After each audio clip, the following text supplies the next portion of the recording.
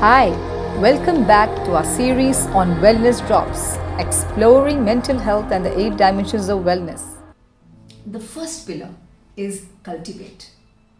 Now, if we have to be known as intellectually well, or if you want to increase your intellectual wellness, it is important that you need to cultivate certain habits, and that has to be practiced regularly, not only once in a way, but each time, every time.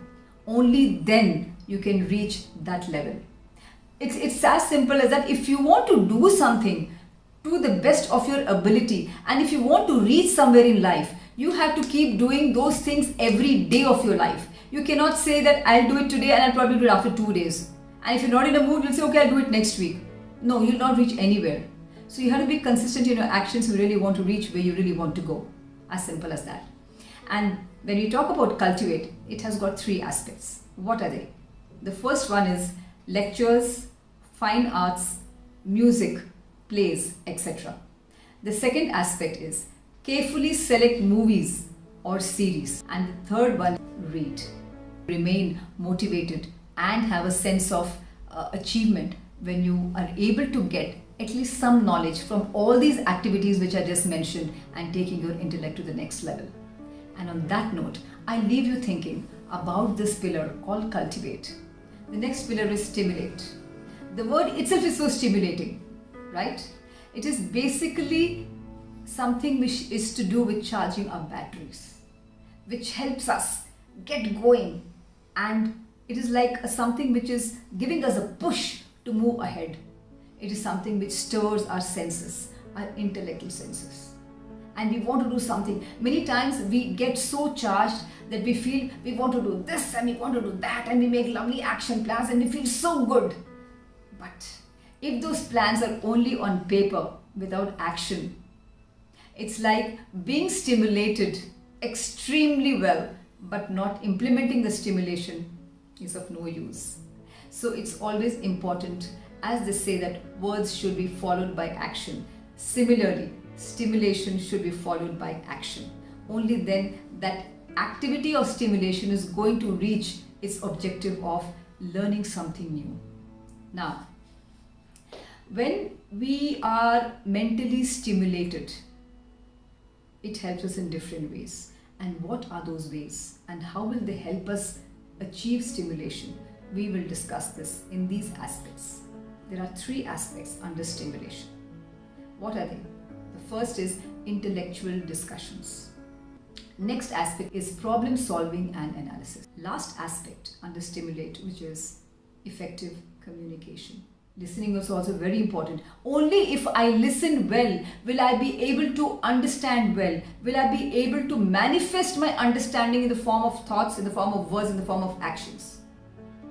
And all that can happen only if I keep myself stimulated at every given point of time. Third pillar of this dimension of wellness, that is intellectual wellness. What is this pillar all about? It is creative pursuits. Now, what does the word creative here mean?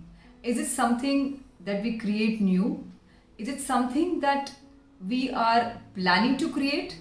Or something that we are working on, something which has already been created? Well, I would say it's a bit of everything.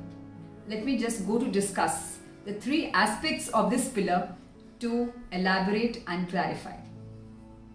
The 3 aspects are creative hobby. The second is innovating new things. And the third is creative workshops. And please keep in mind, when we are talking about all these aspects, do not forget that we are discussing intellectual wellness. Now let's come back to discussing the first aspect, which is creative hobby, to the second aspect, which is innovating new things. Last but not the least is creative workshops, where I help people increase their understanding, their learning, their skill sets. I'm also learning. I'm also challenging myself in trying to answer their questions in such a manner which will help me stimulate my brains and think as to how I can solve probably a problem in different ways. When people say, well, you know what, you solve it in technique A. Can't we do it in B and C? Then probably I'll say yes, we can do it in that way as well. So it also helps me stimulate my senses and think of different ways. Remember we talked about problem solving and analysis. So all this is so interconnected and none of them are in isolation from each other. And on that note, I will leave you thinking about your creative pursuits. What are your hobbies? How will you make it a creative hobby? How will you innovate new things which will help you increase your intellect and take it to a different level, which will help you achieve your motivation and your own encouragement and your own initiative, and ultimately gives you happiness, satisfaction? And what kind of workshops would you attend so that you are able to say that yes, I am involved in creative pursuits? The last pillar is very important. It is something which we keep doing till the last day of our lives. I'm sure you must have guessed what it is. You're right, it is learning. Learning is a constant activity. Learning in all areas, whether it's personal, professional, social, and in all aspects and spheres of our life, we continue to learn. And if we stop learning, it is going to affect us emotionally, intellectually, and across all dimensions of wellness. And that is why learning starts at a very early age. In the early years of our education, we are taught right from the scratch so that we are able to learn the art of learning. If we are never taught something, how will we learn? That is why our hands are held and we are taught to learn, even if it is learning to walk, learning to speak, and learning to do the small things of taking the first few steps. We are taught, our hands are held and we are taught to do everything. And later on, when we become independent, then we start learning on our own. Of course, with help from the environment and from various sources like our elders and teachers and so on and so forth. But the most important aspect is that one should learn anything and everything. Sometimes they say it is good to have certain knowledge, and certain knowledge is must.